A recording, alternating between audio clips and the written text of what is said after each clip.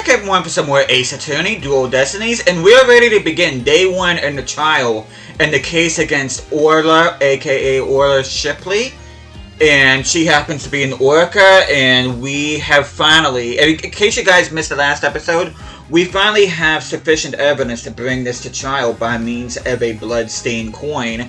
And the prosecutor that's taken up this case is none other than Simon Blackwell, so we'll be facing off against him once again. But before we do that, hope you guys have an awesome day today. Hope you guys doing well, so without further ado, let's begin day 1 of the trial.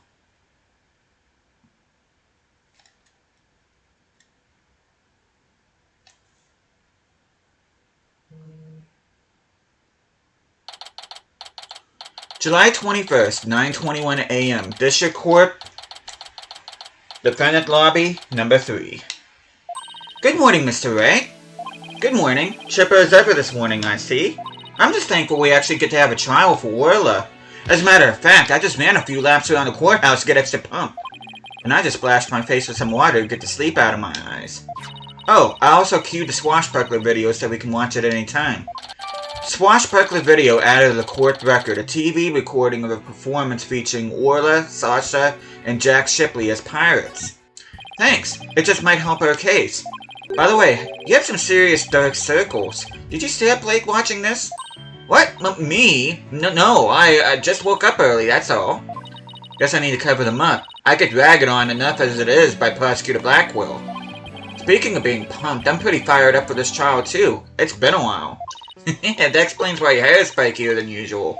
I mean, look at it. It's all super pokey and prickly and stuff. It's amazing. That was a compliment, right? Good luck, Mr. Nick. I'll be cheering you on from the gallery.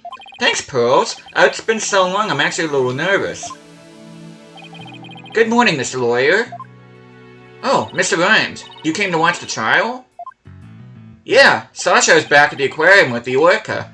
So I thought I'd better come here to watch for her. Well, don't you worry, we're gonna win for Orla. Isn't that right, boss? Right.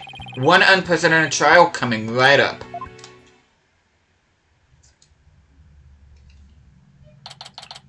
July 21st, 9:30 a.m. District Court, Courtroom number 4. Day 1, court is now in session. All rise. Court is now in session for the trial of Orla Shipley. The defense is ready, Your Honor. Must we waste words on this? Prosecutor Simon Blackwell, known as the Twisted Samurai. He's a prosecutor who's also a convicted felon. They say he never conducts a trial without his loyal Hawk Taka by his side. Mr. Ray, it's been quite a while since I've seen you like that. The lawyer image suits you. You look younger somehow. Thank you, Your Honor. And you look as young as ever yourself. Well, I have to keep up with you folks, after all. By the way, has the defendant arrived in court yet? Surely you jest your baldness. Did you not receive the memo? The defendant, Orla Shipley, is an orca at ship-shaped aquarium. An orca?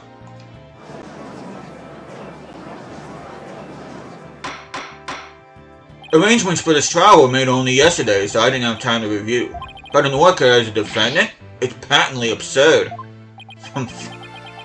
Direct your comments to the defense. He's the absurd fellow who insisted on defending the orca in court in the first place. Absurd or not, I will carry out my duty to defend my client. Your duty to defend your crying aunt? Don't you mean your crying orca, Mr. Ray? If we are to proceed, we must treat the orca as we would any other defendant. Every soul, be it of man or beast, is of equal value. The question is whether that soul is painted in black or white. Take Taka, for example. He is a human in spirit as you or I. The real question is, am I in for more pain, as always? Orca or not, I suppose the defendant is still a defendant, and I vow to render my verdict fairly and impartially. Now then, Prosecutor Blackwell, your opening statement if you would. I suppose I can hardly leave it to someone who knew nothing of the defendants. Very well, listen carefully. The orca murdered the owner of Ship-Shape Aquarium in the aquarium's orca pool. The orca apparently toyed with the victim mercilessly as he died. A sadistic worker. What a chilling thought. And where exactly is the defendant now? Inside this. A cell phone, Prosecutor Blackwell? Time marches on, your baldness, with or without us. I borrowed this TV phone from the aquarium, which will allow us to interact with the worker. A TV phone? Very well. The court accepts it into evidence. TV phone added to court record. A cell phone used by ship-shape aquarium staff. This model can connect to TVs and be used to conduct teleconferencing. We will be able to view the defendant in question on this large monitor. Fulbright, prepare for transmission. You got it, Prosecutor Blackwell.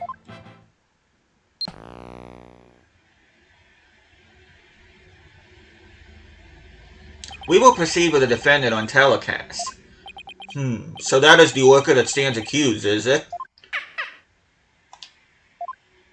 Aw, she's waving a flipper at us. Maybe she's cheering us on? Orla, wish Phoenix and Athena luck. Oh, it's quite cute, isn't it? And this adorable creature is suspected of killing a man? Orla's really pouring on the charm, huh? She is far from cute. She's a violent, reckless animal. That's right, the name's Bobby Fulbright, and I'll take over the explaining from here. Now, if I could direct your attention to this diagram of the crime scene. Following the report of an orca attack, we the police raced on over to Ship-Shape Aquarium. There, we found a guest who says she saw the orca and the victim from the visitor's corridor. As the witness was watching, the orca suddenly went crazy and attacked the victim. The orca was the only one there, therefore no one else could have committed the crime. It's not quite finished, but I have a portion of the autopsy report here. Shipley's autopsy report added the court record, instant death from a brain contusion. There are signs of blunt force trauma all over the body. I can't imagine the terror of being attacked in the water by such a large creature. But attack it did. Prepare yourself for the grisly details, your baldness. The prosecution moves to introduce our witness, Fulbright. You got it, Prosecutor Blackwell. In justice we trust. One brave lady whose fine sense of justice compelled her to speak, coming right up. How dare you make me wait? Don't you know I'm a busy woman? I could have written an entire book for all the time I spent in that lobby. Prosecutor Blackwell? Well? I am Norma de Plume. I'm a non-fiction writer. Am I the only one who isn't telepathic here? Looks like she can read into people's words just as well as I can read into people's hearts. Not everything needs to be a competition, Athena. What? Norma de Plume? The great non-fiction writer, Miss Norma de Plume herself? I've read all of your works and enjoyed them immensely. Your Million Seller, The Great Grief of the Great Thief, is one of my favorites. Oh, are you a fan, Your Honor? I could give you my autograph if you like. Wait a second. I could swear you look much different in the photos in your book. Well, I used ones from 10 years ago in my book so that the paparazzi won't harass me. The judge seems so shocked. The visual disconnect must really be doing a number on His Honor's head. Could we get started, please? If I find you to be lacking as a judge, you will see your debut in my books. Such harsh comments. You really must be the real Norma de Plume. Who knew Mr. Plume was so famous? Enough jabbering. Tell the court what you saw and keep it brief.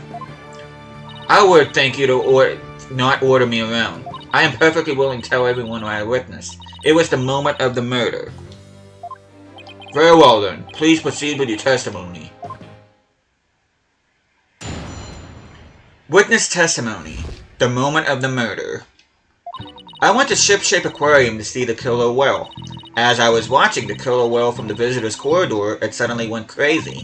I saw the killer whale bite the victim to death with its huge mouth and deadly teeth. Attempting to remain calm, I reported the incident to the police immediately.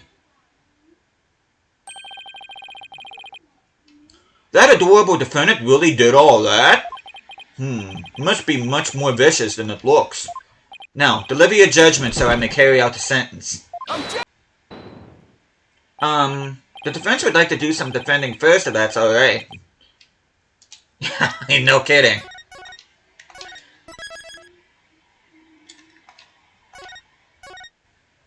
No, we already did that. Must you drag this out with your tomfoolery? Hold it! The defense always has the right to cross-examine the witness, you know. A fellow inmate told me just this morning, if you want something signed, all you need is the document and the witness. Let me guess. They were convicted for contract fraud, right? He didn't find that funny. All we need in this case is the evidence of the witness to convict. It's as simple as that. Looks like I guessed right. Sorry, but as Miss Sykes said, the defense has every right to cross-examine. Isn't that correct, Your Honor? Yes, of course. You may proceed with your cross-examination, Mr. Wright.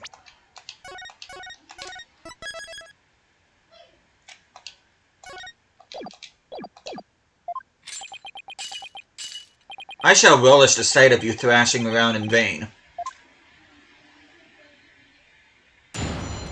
Cross-examination. The moment of murder. Moment of the murder. Okay, she went to Ship-Shape Aquarium to see the killer whale. As she was watching the killer whale from the visitor's corridor, it suddenly went crazy. She saw the killer whale bite the victim to death with its huge mouth and deadly teeth. The autopsy report that we just got begs to differ. Objection! It would seem that you are mistaken, Mr. Plume. I beg your pardon? The autopsy report does indeed say death thought to be a result of a worker attack, but the actual case of death is contusion from head trauma, not being bitten. What? But, I'm sure the victim was bitten. I don't believe that can be true. The security footage doesn't show anything of the kind. Objection! Huh. Just as I suspected. I knew you would peek at the footage behind Fulbright's back. Well, what did you expect when he wouldn't play nice and sure? But, unfortunately for you, the footage you saw was only one small part. Huh? Yesterday, after I decided to take this case to trial, I re-reviewed all of the evidence. Taka, the evidence I gave to you for safekeeping.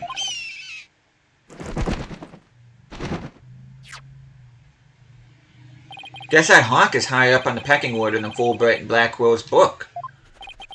Very well. Let's view the footage. What's this? The worker is biting the victim. No way.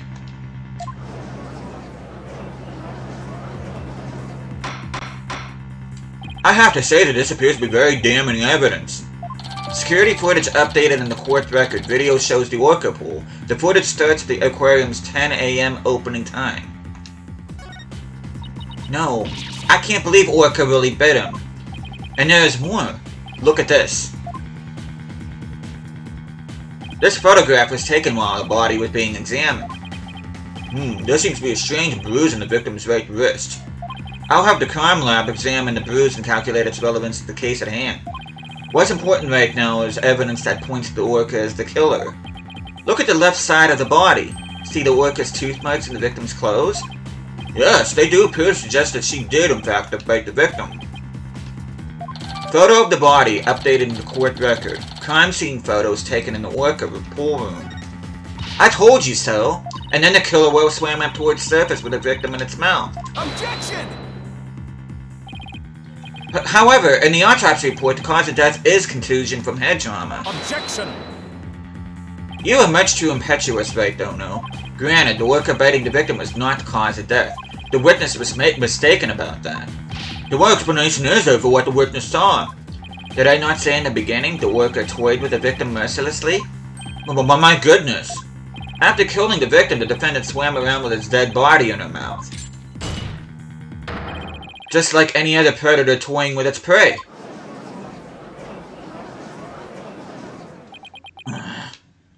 Mr. Ray! The hearts of the people in the gallery are suddenly filled with fear. Fear of Orla. So the defendant bit the victim after she had killed him. But if that's the case, then we must still figure out how the defendant killed the victim. Prosecutor Blackwell, do you have a sound theory to give to this court? I wouldn't be standing here if I couldn't prove whether the orca's heart was black or white. But Orla is black and white. Her body, I mean. Athena, please try not to provoke Prosecutor Blackwell. This witness also observed the actual moment of the murder. Think back, word mistress. Think back to what you observed before the orca bit the victim. Ah, I see what you're driving at. So that was the true moment of the murder, was it? No, explain it in a way that even these simpletons can understand. There you go again, ordering me around. Stop that this instant. But whatever, I don't mind telling my story. I saw the killer whale before it toyed with the body as well. I saw it the moment it killed the victim by headbutting him.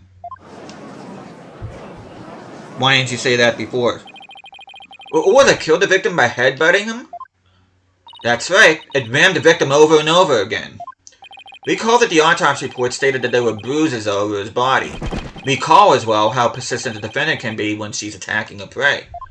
And we all just saw the killer whale headbutting the victim in the footage, don't forget. That footage backs up Mr. Plume's testimony. But there's also something very important that it does not show. Now do you see what a menace this killer whale is? Objection! I'm sorry, but I can't allow your testimony to stand unchallenged.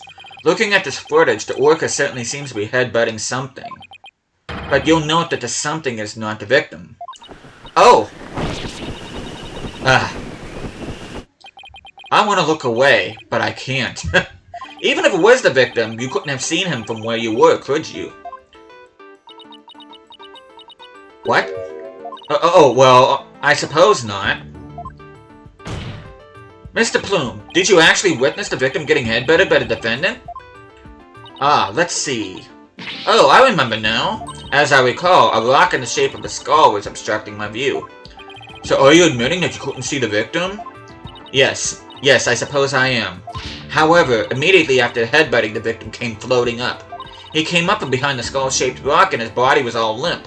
What else could I think except that the killer whale was headbutting the victim? Objection! But if you didn't actually see the moment of the attack itself, then it's pure conjecture. Objection! Must I do everything around here? How dare you speak so rudely to me? There's no need for hysterics. Clear your mind and recall how you reached your conclusion. Though you couldn't see what your worker was attacking, you didn't need to, did you? Because you knew she was behaving exactly as she had only 1 year prior. Oh! 1 year ago? That's right! Yes, that's it! That's how I knew the killer whale was headbutting the victim. I'm sorry, but could someone explain exactly what happened a year ago? If you must know, a very similar incident occurred only last year in which the defendant murdered her trainer. What? The orca murdered her trainer, you say? What? Is this really true? This is not looking good for us. It's all in this book. That book. The Killer Whale. That's Mr. Plume's latest work. I was just thinking of picking that up. The Killer Whale added a court record, a non-fiction book by Norma de Plume. It's about the case from last year. And wait, didn't the judge just say that he read all her work, so how could that be when he didn't even pick this one up yet? That's interesting.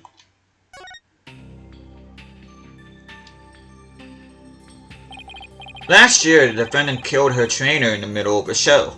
The orca headbutted and bit the victim. The same thing she's accused of in this case. Yeah, I'm not reading all that. No, now everyone's even more convinced that Orla did it. We were doing so well, but now everyone in the room has a bad impression of Orla. I don't want to think she did it, but it's hard to keep on believing in somebody who can't even tell her side. Phoenix, Athena, you gotta believe in Orla. There's no way she killed anybody. You gotta save her. Please, I'm begging you. Sasha, what am I doing, doubting my client like this? This is the time to be strong. I believe in Orla, and I'm ready to fight for our clients. I'll take everybody in this courtroom on if I have to.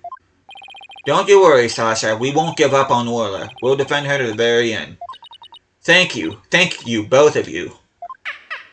Aw. We are Orla's lawyers. Who else but us can save her? We can't give up on her now. For an instant there, you were afraid of the Orla, weren't you, right, Dono? When you saw the photograph of the victim from a year ago, you turned paler than me. He saw right through me. It's obvious you have neither the guts nor the determination to defend the Orca. It's true that Orla can't speak, and I don't know her thoughts, but there's a certain someone who believes in Orla with all her heart.